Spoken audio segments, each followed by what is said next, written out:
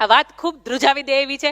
આ વાત મારા જીવનની સૌથી પ્રિય છે, કારણ કે એ જે દીકરાને જન્મ આપે છે એને 19 ફેબ્રુઆરી 1630 અને મારો પણ જન્મ 19 ફેબ્રુઆરી 1994. એટલા માટે આ જે વાત છે ને મારે ખૂબ હૃદયને પ્રિય છે. જ્યારે ગર્ભની અંદર બાળક ઉછેરતું હોય ને ત્યારે આપણે આજના સમાજની દીકરીઓ હોય ને એને આપણે ખૂબ પ્રોટેક્શન આપતા હોઈએ, એનું ખૂબ ધ્યાન રાખતા હોઈએ, એને કોઈ પણ જાતની ચિંતા ન થાય, કોઈ પણ જાતની તકલીફ ન થાય, એને માનસિક થાક કે કોઈ તણાવ ન લાગે, આપણે એટલું સરસ મજાનું એને વાતાવરણ ઊભું પાડતા હોઈએ. પણ આપણા સમાજની, આપણી વચ્ચે આપણા દેશની વિરાંગનાઓ એવી થઈ ગઈ કે જેના ઉપર ગર્વ થાય, આપણને એવું થાય કે એના સામે આપણી જે ગર્ભાવસ્થા છે દીકરીઓની એ સમસ્યાઓ કંઈ નથી. એક વખતનો સમય હતો, 1630 હું વાત કરું છું, કે દીકરીઓ માટે કેવા અત્યાચાર થતા. આજની સ્ત્રીઓ હતી એને કેવું સહન કર્યું હતું, તેમ છતાં એ થાકી નથી, એ હારી નથી, હસતા હસતા જીવી છે ને સમાજને કંઈક પ્રેરણારૂપ થઈ છે. અને આજે વર્ષો પછી આપણને આપણી 7 પેઢીના નામ યાદ ન હોય, પણ આવી વિરાંગનાઓ છે ને આપણે આજે હૈયે અને હોઠે છે. વર્ષો પહેલાની વાત છે કે દિલ્હીના જે રજવાડું હતું એ ખૂબ મોટું હતું અને નાના નાના રજવાડા હતા, એની ઉપર હુમલા થતા અને નાના નાના રજવાડાઓ હોય એને ભેગા કરે. એક રજવાડા ઉપર હુમલો થયો એટલે એ જે દિલ્હીના રજવાડાએ જેની ઉપર હુમલો કર્યો હતો એના 2 જે ઘોડેસવાર હતા એણે આદેશ આપ્યો કે દરવાજા ખોલી નાખવામાં આવે. અને 6 મહિનાથી આ દિલ્હીની જે દરબારની સેના હતી એ વાટ જોતી હતી કે દરવાજા ક્યારે ખુલે. 6 મહિનાથી બંધ હતા અને અચાનક દરવાજા ખુલ્યા એટલે પહેલાને તો જોઈતું હતું ને ઢાળ મળી ગયો. એટલે આગળ આ 2 જે ઘોડેસવાર જાય ને પાછળથી આ લાખોની બાદશાહની સેના હોય ને એનો પીછો કર્યા કરે.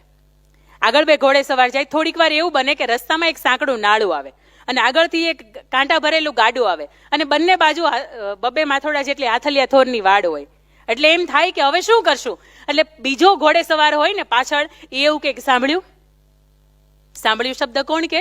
બાયુ માણા કે પુરુષને એવું કે સાંભળ્યું? એટલે કે હા, એમ કરીએ આપણે અહીંયા ખપી જઈએ અથવા તો થોડાકને મારી નાખીએ. એટલે પુરુષ એવું કહે છે કે થોડાકને મારી નાખીએ અથવા તો થોડાકને આપણે મરી જઈએ. એટલે બાઈ માણા જે સ્ત્રી હતી એવું કહે છે કે નહીં, ઊભા રહેવાના, પાછા પડવાના, ભાગી જવાના, ગાડા ઠેકાવી દેવાના, મારી નાખવાના, મરી જવાના. અમુક સમય હોય, જે તે સમય આ કામ ન થાય, તમે મને પરવાનગી આપતા હોય ને તો આ કાંટા ભરેલું ગાડું છે ને એને હું કુદાવી દઉં. એટલે બીજો જે પુરુષ હતો એ સ્ત્રીને પરવાનગી આપે છે અને એ જે કાંટા ઘરેલું ગાડું છે એ પોતાના ઘોડાને એક થપાટ મારે છે અને ગાડું છે એને કુદાવી દે છે. જાણો છો એ સ્ત્રી કોણ હતી? આ દેશની આર્ય નારી માતા જીજાબાઈ હતી. એના આ દેશની આર્ય નારી વિરાંગનાએ પહેલો ઘોડો કુદાવ્યો હતો. પછી તો બીજો શાહજી, એમણે ઘોડો કુદાવ્યો. એ સમય એવો હતો કે પોતાની 6 સંતાનો, દીકરી રૂપે જે 6 સંતાનો હતા ને એને ગુમાવી દીધા હતા.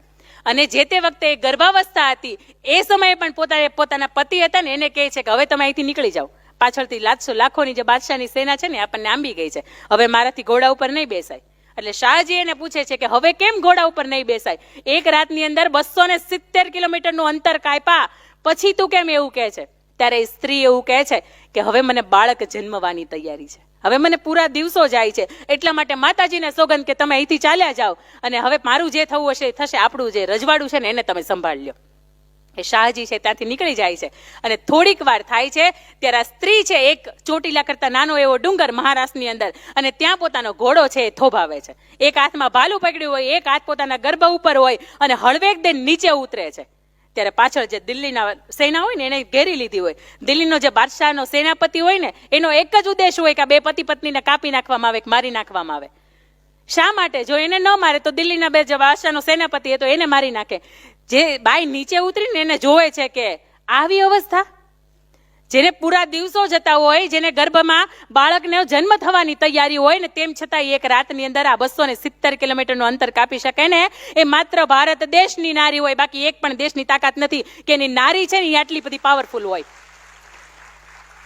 આ સ્ત્રીને જગ્યા કરી આપો, આ સ્ત્રી દેશની સિંહણ કહેવાય. અને જો એ વિફરશે તો આપણે કેટલાય હોમાઈ જશું. એ સ્ત્રી છે ને જગ્યા કરી આપવામાં આવે છે. એ જે ડુંગરો હોય એ સટાપ પોતાના દાદરથી એ ચડે છે, એક હાથમાં ભાલું પકડ્યું હોય, એક હાથની અંદર પોતાનો ગર્ભ ઉપર હોય અને હળવેક દિન શિવ મંદિરની અંદર પ્રવેશ કરે છે. 16 સ્તંભ અને 3 ઘુમ્મટના શિવ મંદિરની અંદર પ્રવેશ કરીને દરવાજો બંધ કરે છે. ત્યાં નીચેથી સેનાપતિ એવું કહે છે કે બેન તારે જરૂર હોય ને તો મને કે હું તને 100 સુયાણી બોલાવી આપું, પણ તને આ અવસ્થામાં કંઈ થઈ જશે ને તો મને મારી જાતને હું માફ નહીં કરી શકું. એટલે પેલી સ્ત્રી એવું કહે છે કે નહીં, હું આ દેશના આર્ય સંતાનને જન્મ આપવા માટે તૈયાર છું, હું આ દેશની આર્ય નારી છું, વિરાંગના છું, મારે એક પણ સુયાણીની જરૂર નથી. થોડીક વાર થાય છે, બાળક રડવાનો અવાજ આવે છે, હુઆ હુઆ હુઆ. બાળક રડે છે એટલે નીચેથી સેનાપતિ પૂછે છે કે બેન કોણ આવ્યું, દીકરો કે દીકરી? જેની માં આટલી બધી શૂરવીર હોય, મારે દીકરાનું એક વખત કે દીકરીનું મોઢું જોવું છે. ત્યારે એ લોહીથી લથપથથી અને શિવ મંદિરની અંદર શિવાજીનો જન્મ થયો એટલે એનું નામ શિવાજી રાખવામાં આવ્યું. અને લોહીથી લથપથથી સ્ત્રી એવું બોલે છે કે તારો કાળ, તારો બાપ શિવાજી જન્મ્યો છે. અને 18 વર્ષની ઉંમરે જો તારી છાતી ઉપર એ ભોંકે ને, ખંજર લઈને ભોંકવા આવે ને, તે દિવસે તારે એનું મોઢું જોવાય, ત્યાં સુધી એનું મોઢું તારાથી ન જોવાય. અને ત્યારે આપણે જે હોલની અંદર બેઠા છે એનું નામ છે ઝવેરચંદ મેઘાણી. અને આ દેશના રાષ્ટ્રીય કવિ ઝવેરચંદ મેઘાણી એવું લખે છે કે આભમાં ઉગેલ ચાંદલો ને માતા જીજાબાઈ ને આવ્યા બાળ, બાલુડા ને માતા હિચોળે, તણણ ને ડુંગરા બોલે. કઈ ડુંગરા બોલતા નહોતા, પણ પર્વતોની વચ્ચે, આ હારમાળાઓની વચ્ચે લાખો આસપાસ દુશ્મનો હતા, એની વચ્ચે પોતાના સંતાનને એવું કહેતી હતી કે બેટા તારે હારવાનું નથી, તારે જીતવાનું છે હંમેશા. અને સમાજ માટે, રાષ્ટ્ર માટે કદાચ ખપી જવું પડે ને તો એક વખત કોઈને તારે પૂછવાનું નથી. આંખો બંધ કરીને અત્યારથી તું શીખી લે, અત્યારથી તારે પોઢવું હોય એટલું પોઢી લે, અત્યારથી તારે ખાવું હોય એટલું ખાઈ લે. પણ જે તે વેળાએ તું 18 વર્ષનો થાય અને આ હિન્દુ સ્વરાજને, હિન્દુ રાષ્ટ્રને તારી જરૂર પડે ને, તે દિવસે તારે તારા પ્રાણ નોછાવર કરી દેવાય. દીકરીની આ તાકાત છે. જ્યારથી એ દીકરી હોય ત્યારથી લઈને દીકરીના ખોળામાં દીકરાનો કે દીકરીનો જન્મ થાય ત્યાં સુધી અલગ અલગ અવસ્થાઓમાંથી પસાર થાય છે. ત્યારે શીખવે છે દીકરી ચરિત્ર ઉપર દાગ લાગે તો ન જીવવું, દીકરી બાપની ઉપર કોઈનું કલંક લાગે તો એને મેણું છે એનો જવાબ આપવો. દીકરી બેટા બાપનો જ્યારે કરજ ભરવાનો સમય થાય તો જન્મે તો એ ભરવા માટે સક્ષમ થવું. બેટા બાપ એમ કે આ પરિવાર, આ સ્થળ તારા માટે સરસ છે, યોગ્ય છે, આ ઠેકાણું તારા માટે નક્કી છે, તો બેટા આપણાથી ન કહેવાય કે નહીં મારે લગ્ન કરવા તો અહીંયા જ કરવા છે. મા બાપ છે આપણા ખોટા નથી. અને જે તે સમયે કદાચ 6 સંતાનોના જન્મ પછી, પતિના છોડી દીધા પછી હજારો દુશ્મનની વચ્ચે પોતાના સંતાનને જન્મ આપવો પડે ને તો એ આપજો.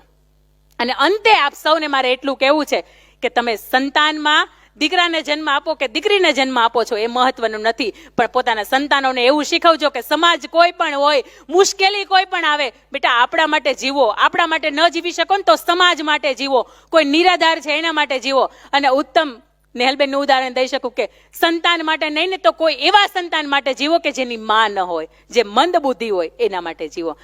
ક્યાંય સાંભળ્યું છે કે દીકરી બાપના લેણા ભરે? બાપની માથે કદાચ કરજ થઈ ગયું હોય સમય સંજોગે અને દીકરા બાપના લેણા ભરે, એ આપણે સાંભળ્યું છે. પણ દીકરી લેણા ભરે એ તમે સાંભળ્યું છે? બોટાદની બાજુનું એક નાનકડું ગામ, અને બહુ વર્ષો નથી થયા, 8-10 વર્ષો થયા છે.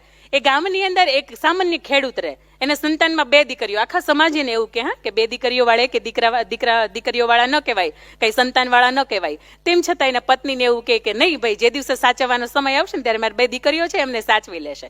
અને સામાન્ય ખેતી, અને ખેતીની અંદર એટલી બધી ઉપજ થાય ને એટલે પહેલા એના બાપને ચિંતા થાય કે મારે 2 દીકરીઓ મોટી થશે, એને મારે કરિયાવર કરીને સરસ ભણતર આપવાનું છે ને લગ્ન કરીને સાસરે વળાવવાની છે, તો શું થશે?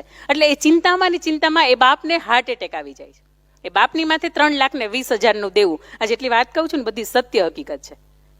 એના બાપની માથે 3,20,000 દેવું. બાપની વિધિ પૂર્ણ થાય છે. ઘરની અંદર એક છજાની અંદર એમ કહેવાય કે 4 દિવાલો રહી પણ મોભારું ઉડી ગયું. 2 દીકરીઓ અને એક એની માતા, 3 હોય. અને એમાંય જેને 3,20,000 લેવાના હોય ને બાપની હાજરી ન હોય એટલે ઘરે આવીને ઢોલિયા ઉપર બેસી જાય ને કે ખબર છે ને આજ માર્ચ મહિનો ચાલે છે, આવતા માર્ચ સુધીમાં તમારે 3,20,000 વ્યાજ સહિત આપવાના છે, અને ન આપો તો પછી આ 2 દીકરીઓ એમ કે અટકી જાય છે. 2 દીકરીઓને ખબર કે કોઈ આપણા ઘરે આવીને આ જે બાપુને દેવાના છે એના પૈસા ઉપર આવી ઉઘરાણી કરે છે, આવી કડક ઉઘરાણી કરે છે. પૈસા તો એને દેવાના જ છે પણ અમારી ઉપર નજર રાખે છે. એટલે એની માને કહે છે કે માં તું ચિંતા ન કર, કંઈક કરીશું. માં પણ સતત રડ્યા કરે કે બેટા હવે શું થશે? માં તમે ચિંતા ન કરો, કંઈક થશે. દીકરી 10મું ધોરણ પૂરું કરીને 11મા ધોરણની અંદર આવે છે, બોટાદની શાળામાં આવે છે. અને એક દીકરી 12મું ધોરણ પૂરું કરીને કોલેજના વર્ષની અંદર આવે છે. આખું ગામ એવું કે સવારથી દીકરીઓ જાય છે, સાંજ સુધી એને કોઈ કહેવા વાળું નથી, એટલે ક્યાં જાય છે, શું જાય છે. એ દીકરીઓ તો એની રીતે રખડે છે.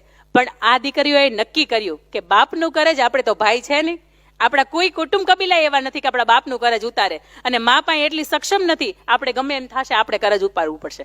સવારથી બપોર સુધી એક દીકરી કોલેજ પૂર્ણ કરે, એક દીકરી શાળા પૂર્ણ કરે, અને બપોર પછી એક એની બહેનપણી હોય એના ઘરે પાણીપુરીનો સામાન બનાવે. સાહેબ કહેતા ગર્વ થાય કે એને બુકાની ધારી, બ્લેક કલરના કપડાં પહેરે અને બુકાની ધારી લઈને બપોર પછીથી સાંજ સુધી એ વેચે, અને 7 વાગ્યાની ફરીથી બસની અંદર ગામની અંદર એ ઘરે આવે. અને આખો દિવસ માને નથી આ વાત કરી, માને એવું કહે છે કે અમે અમારું ટ્યુશન ને ભણવાનું હોય ને એ કરતા હોય. સવાર 7 વાગે જાય દીકરી, સાંજે 7 વાગે ઘરે આવે. થોડો સમય જાય, ફેબ્રુઆરી મહિનો આવે ને માને ફરીથી બીપી વધઘટ થાય કે બેટા હવે માર્ચ મહિનો આવ્યો, હવે શું કરશું? મને ચિંતા નથી પૈસા દેવાશે કે નહીં, પણ મને એ ચિંતા છે કે તમે બે સવારથી સાંજ સુધી એકલા જાઓ છો, તમારી સિક્યુરિટી મારે કંઈક વિચારવું પડશે કે માં તમે વિચારોમાં પૈસાની સગવડતા થઈ ગઈ છે. બેટા કેવી રીતે થઈ? એટલે કે માં તમને હવે હું તમે બેસાડીને કહું, એટલે એ જે દર મહિનાનો નફો હોય, જે તો ખર્ચો હોય, એ બધો બાદ કરે છે અને 3,20,000 દેવું હતું. એને જૂન મહિનાની 17 તારીખથી પાણીપુરી વેચવાનું કામ ચાલુ કર્યું હતું. એને જાન્યુઆરી સુધી વેચ્યું. ફેબ્રુઆરીમાં જ્યારે હિસાબ કરવાનો હતો, માર્ચમાં કરવાનો હતો, અને ફેબ્રુઆરીમાં કીધું કે માં તમે પેલા બેયને બોલાવો, જેને પૈસા 3,20,000 દેવાના છે ને એને બોલાવો અને એને તમે ઘા કરીને દો. એટલા માટે કે 4,30,000 કમાણી અમે પાણીપુરીમાંથી કરી છે. આ દીકરીઓ છે સાહેબ, આપણા દેશની, આપણા સમાજની, આપણા આસપાસની જ આવી દીકરીઓ છે કે બાપની માથે લેણું હોય ને તો એ દીકરા નહીં પણ દીકરીઓ ભરે. એના પછી દીકરી મોટી થાય, એક અવસ્થા આવે કે દીકરી 20-22 વર્ષની થાય, અને 20-22 વર્ષની થાય એટલે આપણને પરિવારને ચિંતા વધે. સરસ મૂર્તિઓ ગોતે, એના સગપણ નક્કી કરે, લીલુડા માંડવા બાંધે અને એક મંગળ ફેરા વર્તાય. આપણો ભાવનગરનો કિસ્સો થોડા સમય પહેલા 26 ફેબ્રુઆરી 2023 સુભાષનગરની અંદર જીણાભાઈ ભરવાડને ઘેર જાન આવે છે અને જાનનો હજી તો આવવાનો સમય થાય છે. એક બાજુ મામેરા ભરાય છે અને દીકરી હેતલબેનને હાર્ટ એટેક આવે છે. આ સમય કેવો પરિવાર માટે અત્યારે આપણે યાદ કરીએ ને, ભલે આપણા સમાજની ન હોય, આપણા ભાવનગરની તો છે ને, આપણે યાદ કરીએ ને તો આપણને રૂવાડા કંપી જાય. હેતલબેનના સ્વર્ગેથી ઉતર્યા વિમાન રે, ઈ રામના તેડા આવ્યા રે લોલ. દીકરીનો મૃતદેહ એક બાજુ પડ્યો હોય અને પરિવારને નક્કી કરે છે કે નહીં, આપણા જાન આંગણે આવી ગઈ છે, આવવામાં હવે 2-4 શુભ ઘડી બાકી છે અને આ સમયે હવે જાન પાછી જાય તો એ અપશુકન કહેવાય. આ કાળિયા ઠાકરે, વિશ્વના બાપે જે કરવું તું એ કર્યું, પણ પરિવાર અને એ જીણાભાઈ ભરવાડ છે, રાઠોડ સમાજ છે, એ નક્કી કરે છે કે હવે મારે મારું કામ કરવાનું છે. હેતલનું તો જે થવું તું એ થયું, ભગવાને જે કર્યું એ કર્યું, પણ મારી બીજી દીકરી છે, નાની દીકરી છે, એને હું આ મંડપમાં પરણાવું છું. અને એ દીકરીને કઈ ગમો અણગમો એને કાંઈ નહીં. એ દીકરી એક વખતે ના નથી પાડી અને આજની દીકરી એમ કે નહીં, મારે લગ્ન કરવા તાની જ સાથે કરવા, નકર ન કરવા, મરી જવું છે. એની સામે ભાવનગરની આ હેતલનો, એની સામે આ દીકરીનો એક કિસ્સો છે કે બાપ એમ કહે ને કે બેટા તારે લગ્ન કરવાના છે, એટલે બાપનું એક વેણ હોય ને ધૂળવાળું ન થવા દે ને એનું નામ દીકરી. બાકી એમ કે મારી આને લગ્ન કરવા છે અને બાપને ખબર ન હોય અને કે હું જાઉં છું ને અમે અમારી રીતે ખુશ મજાજમાં છીએ ને. બેટા જ્યારે તકલીફ આવે ને તે દિવસે ખબર પડે કે મા બાપને કેમ યાદ આવે ને. એ તો જેનો ખોળો ખૂંદ્યા હોય ને એને જ ખોળામાં એનો જે પાલવ હોય ને એ આંસુડા લૂછવામાં કામ લાગે, બાકી કોઈનો પાલવ છે એ આંસુડા લૂછવામાં કામ ન લાગે. આવી દીકરીઓ આપણા ઇતિહાસની અંદર તો ઘણી દીકરીઓ આવી બલિદાન આપ્યા છે પોતાના જીવનની અંદર, પણ આજે આ 21મી સદીની અંદર આવા બલિદાન આપનારી દીકરી છે એ આપણા ભાવનગરની છે અને કહેતા ગર્વ થાય કે આવી દીકરીઓ છે ને એની વચ્ચે આપણી દીકરીઓ છે એ મોટી થાય.